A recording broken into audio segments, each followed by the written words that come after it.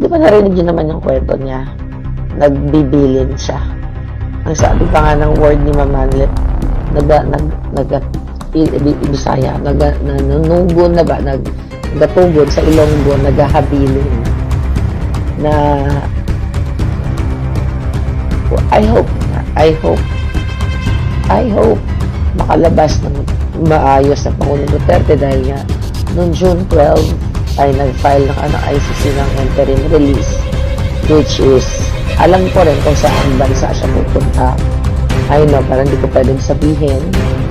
Formal nang hiniling ng kampo ni dating Pangulong Rodrigo Duterte sa ICC ang kanyang pansamantalang paglaya at paglipat ng dating Pangulo sa hindi pinangalan ng bansa sa isang dokumento na makikita sa ICC website. Nakasaad doon na may isang bansa na nagpahayag ng kahandaang tumanggap kay dating Pangulong Rodrigo Duterte habang siya ay pansamantalang nakalaya. Nakasaad pa sa petisyon na nakahanda ang naturang bansa na ipatupad ang mga kondisyon na maaaring itakda ng ICC. Iginiit din ng kampo ni dating Pangulong Rodrigo Duterte na hindi siya kwalipikado para sa karagdagang pretrial detention dahil wala umano itong kakayahan na tumakas o makasagabal sa investigasyon. Dahil dito, hiniling ng kanyang legal team na agad siyang palayain sa ilalim ng kondisyon na itinikda ng pre-trial chamber. Pero paano nga ba raw magsisilibra ang mga taga-suporta ng dating Pangulo, partikular na ang pamilyang Duterte, dahil sa isang malungkot at masamang balita na unti-unti na umanong naghahabilin si dating Pangulong Rodrigo Duterte sa kanyang common law wife na si Hanilet Avancena, na tila mamamaalam na ang dating Pangulo na ibinahagi rin ni Maharlika sa kanyang social media ang mga detalye sa kung ano nga ba ang mga naging habilin at ng mga sinabi ng dating Pangulo. Panuurin, pakinggang mabuti at kayo na ang bahalang humusga. Ngunit bago tayo magpatuloy, huwag kalimutang i-like, share, subscribe, and click the notification bell for more updates and for more upcoming videos. Maraming salamat! Alam niyo naman, very personal po yung laban ko. When I say very personal, 2022, I started fighting this bangag administration. Bago pa dinukot ang Pangulong Duterte, bago pa nagkahiwalay-hiwalay ang unit team, ako ang pinakaunang lumaban sa mga bangag na ito. Kaya, sa kabila ng, ng mga in-expose natin and everything, andyan kayo. Andyan kayo kasi mahal nyo yung bayan nyo.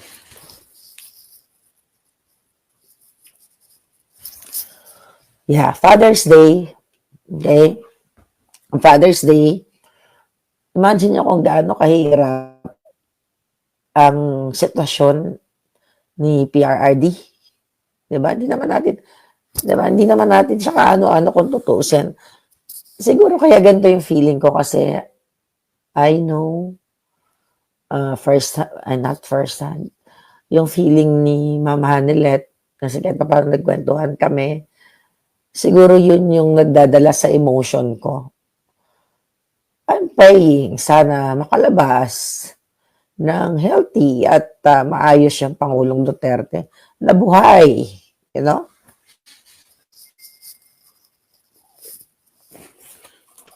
So anyway, isira ba yung Bakit? Hindi. Okay ba yung natin? Putol-putol tayo. No, hindi naman ako mahina. I'm just being myself. Kasi nakita ko si Mama Hanilet nung nagsasalita siya. Ayoko lang sabayan yung emotion niya. And, yung iba kasi, paano ba? Di ba narinig niyo naman yung kwento niya? Nagbibilin siya. Ang sabi pa nga ng word ni Mama Hanilet, Bisaya, nanunugod na ba, nagatugod sa Ilonggo, naghahabilin na I hope makalabas ng maayos na Pangulong Duterte dahil nga noong June 12 ay nag-file ng ICC ng interim release, which is, alam ko rin kung saang bansa siya pupunta.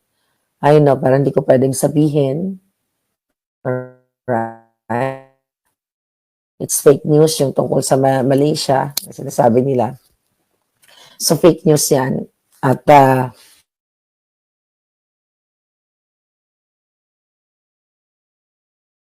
ang ating signal. Ilip ko lang yung ating, signal lang.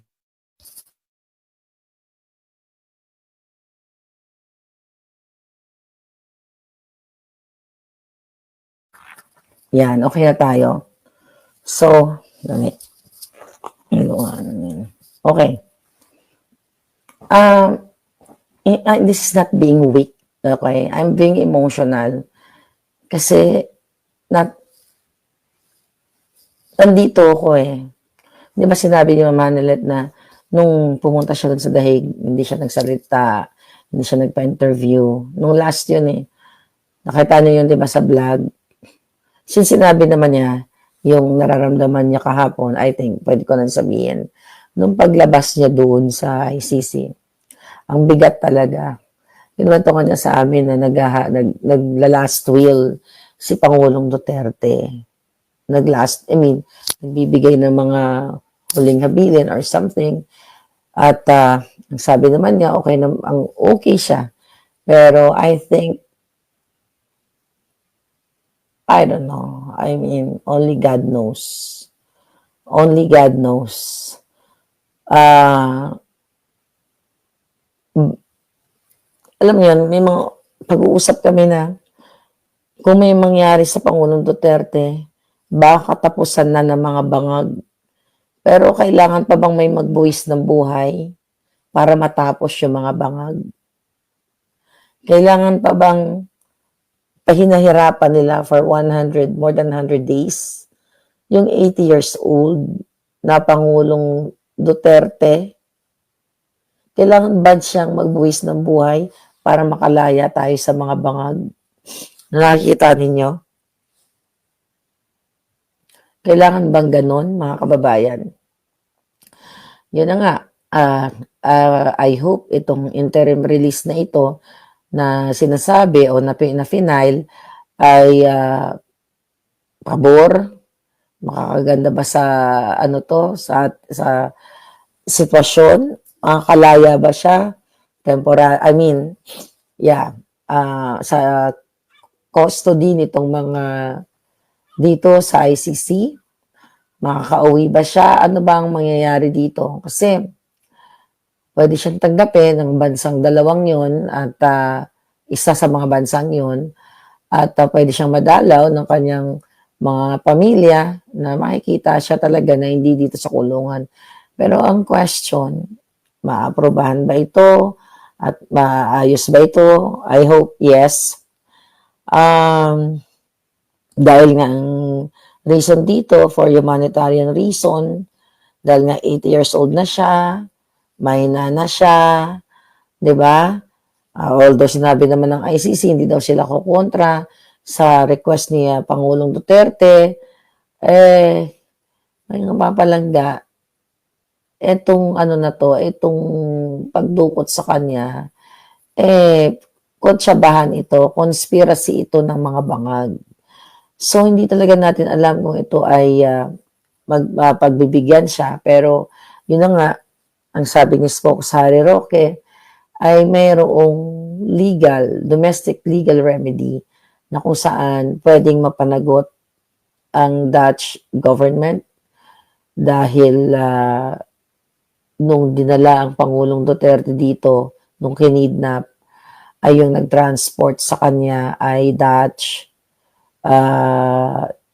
car ba yun or ambulance. So yun yung mga pinapaliwanag ni Spokeshari na kung ang nag-receive kay Pangulong Duterte dito pagpasok dito sa Netherlands, yung nag-asikaso ng visa niya kasi dumating siya dito, wala siyang passport, di ba? At yung nag-facilitate lahat ay Dutch government. Sa batas ng Dutch ay may pananagutan ang gobyerno na sabwatan, okay, na pwedeng nakipagsabwatan sa mga taga-ICC, sa mga bangag. So, that's very, ah, ano yan, legal na usapan. So, tignan na lang natin kung ano mangyayari. Pero ako, mga palangga, I'm praying tama ka, Leoy. I'm praying na sana lumakas yung Pangulong Duterte. And I hope mag-exercise siya sa loob, magkakaroon siya ng, you know, yung masikatan man lang siya ng araw doon. I think may mga garden yata doon na backyard na pwede siyang maglakad-lakad, di ba? Na palabas naman yan, na i-mention naman yan na meron mga exercise, mga recreational.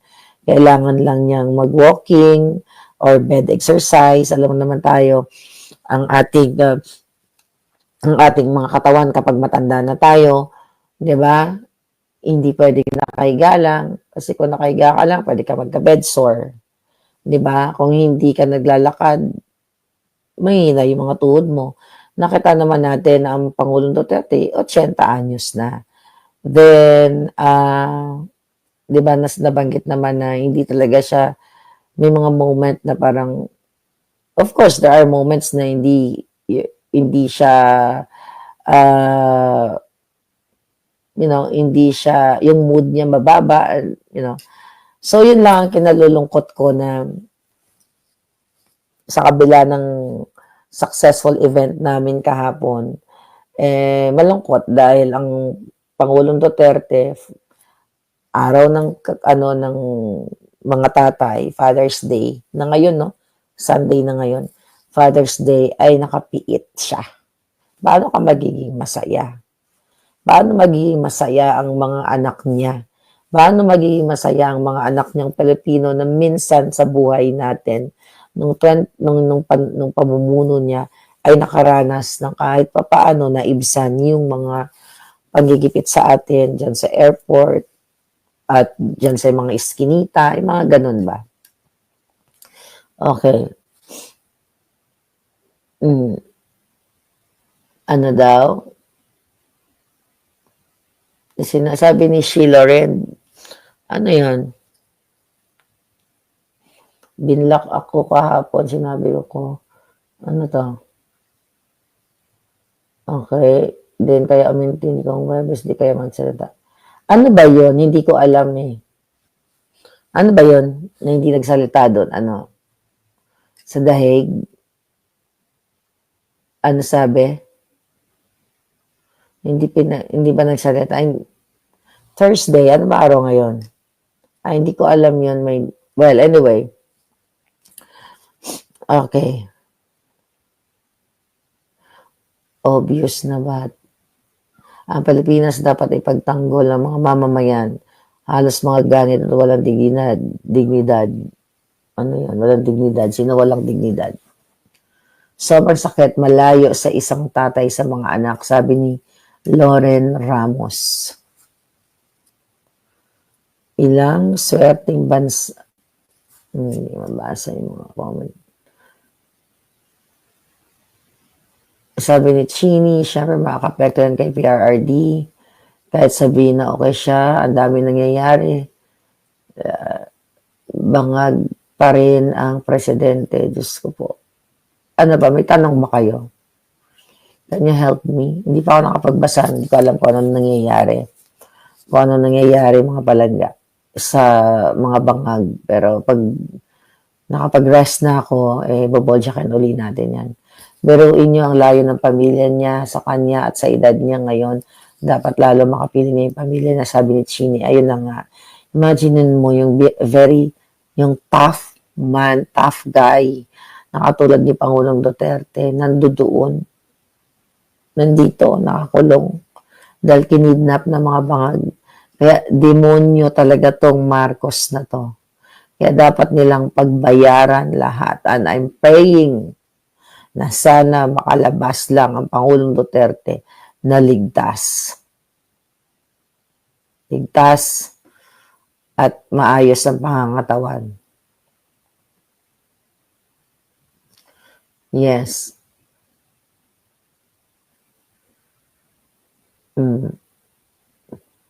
Hindi kumain at sabi niya, grabe, walang kapatawaran yung ginawa ng mga bangag, sabi ni Marivic Management. Okay. Okay. Oh. Gaano po katagal aantayin yung approve ng interim release? Hindi ko alam. Hindi ko alam kung aaprobahan nila. Pero, yung mention ni Spokes Harry na domestic remedy, na kung yun ay, okay. I think I have knowledge about it. Which is yung nabanggit ni Inday Sara. Kung ma-file yung domestic remedy na sinasabi ni Spokes Harry, kasi let's say ngayong araw na to, submit lahat ng mga affidavits, lahat yung mga pangyayari. So you have like 3 weeks to submit everything. Then 3 weeks, after 3 weeks, magkaroon, ang pagkakaintindi ko magkakaroon ng hearing, okay, para dinggin itong domestic legal remedy na sinasabi ni Spokes. Then, kung ito ay pabor sa Pangulong Duterte, bago mag-September, pwede siyang makalaya kung ito ay paboran ng korte. So, yun. Para mas mabilis yata itong domestic legal remedy kung ito ay maging successful.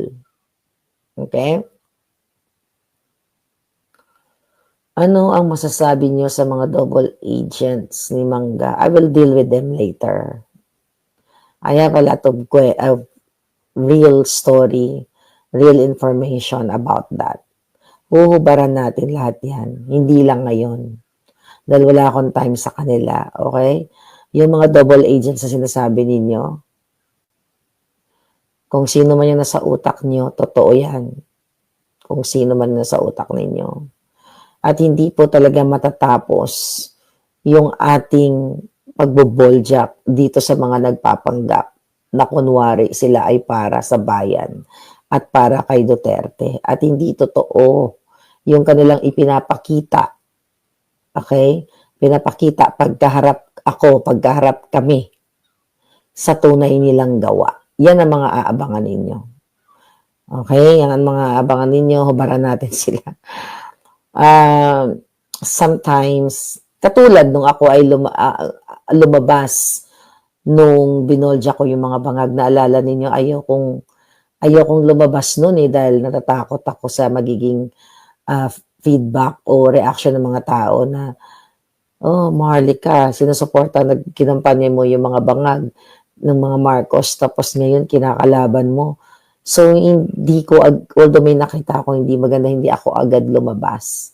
Pero kailangan nating ilabas yung katotohanan para mailagay natin sa tama yung mga nagpapanggap na para sila sa Pilipino o na para sila sa inyo, sa katotohanan. Hindi nyo, matalino naman kayo Ako, I tried na pagkaisahin, although nagkaisa kami naman talaga yung mga pumunta. Pero you have to be smart, darling, okay? Kung ang mga taong sinusuportahan ninyo ay para sa sarili nila lang o para sa totoong laban. Ako, hindi ko na kailangan ibenta ang sarili ko sa inyo. Hindi ko na kailangan ibida ang sarili ko sa inyo na ako ganito, ako ganyan, para kay ganyan. You decide. You decide. Ang kaguluhan, akala nyo tapos na dito, hindi po natatapos. Dahil sabi ko nga, may isang nilalang na kumukumpas sa lahat.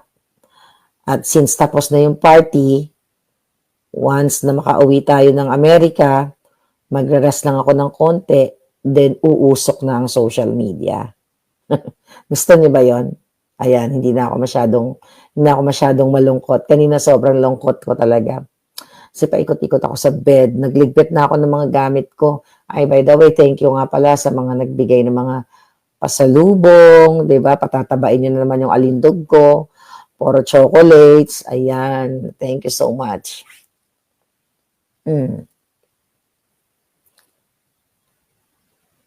Sabi ni Virginia, sino ba yun? Hindi ko alam kung sino binabanggit niya.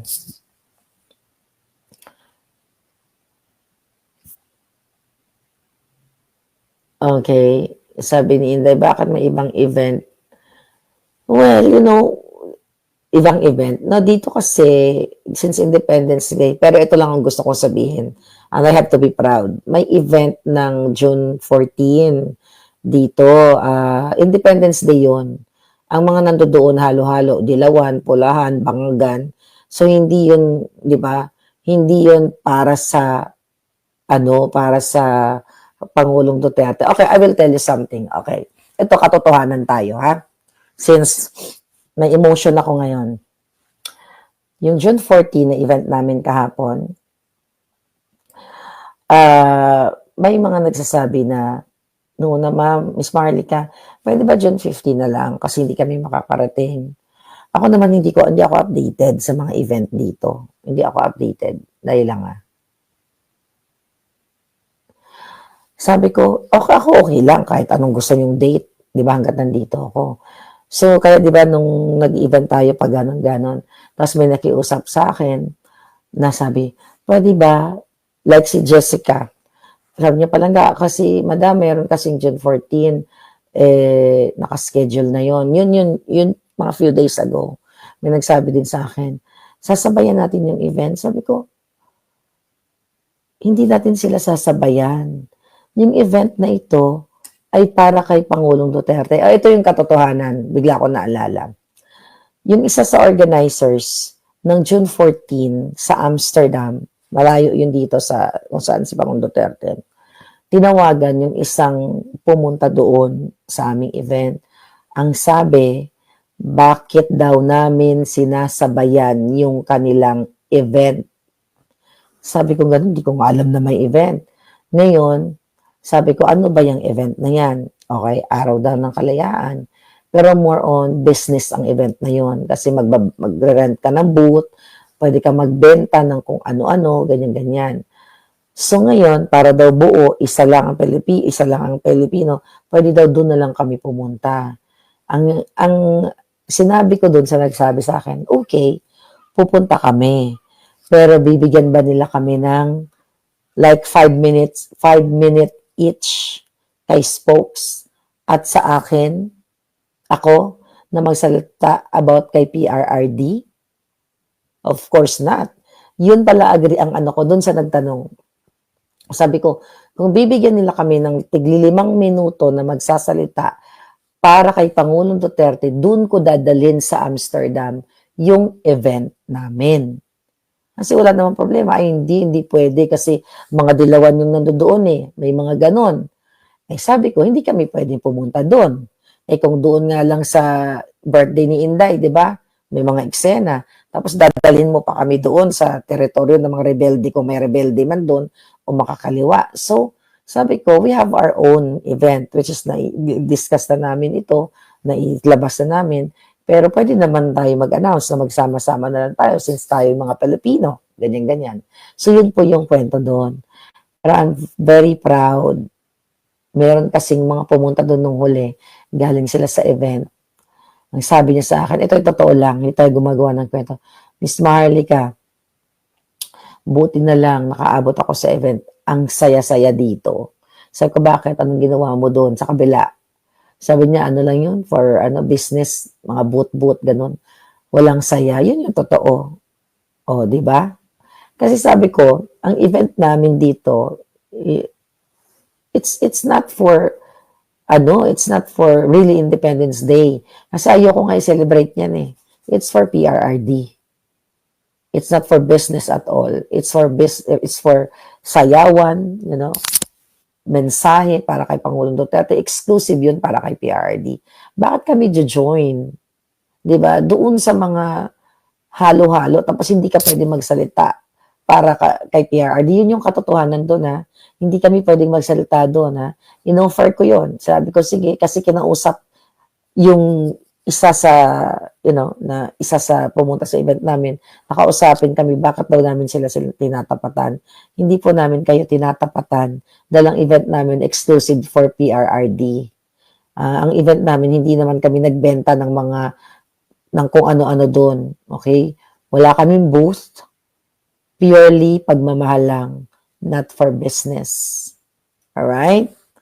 So, yan po yung katotohanan.